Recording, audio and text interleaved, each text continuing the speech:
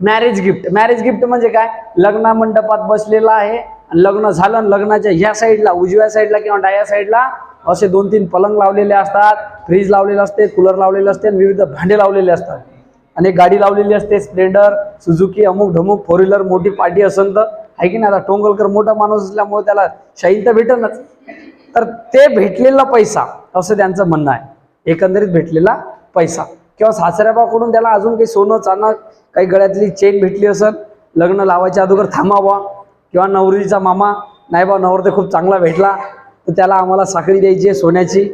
मग असा काही भेटलं असेल तर ते मॅरेज गिफ्ट जे आहे, आता ते जरी त्याला दिलं तर ते चाललं कुठं, घरीच. उद्या बायको काय म्हणा, टोंगलकर माय बापान द्यायला दे का, जास्त भांडणं झाली काही काढ दे माय बापान द्यायला, आहे की नाही. म्हणजे हे टॅक्सेबल नाहीये, म्हणजे हे इन्कमच नाहीये, त्याच्यामुळे हे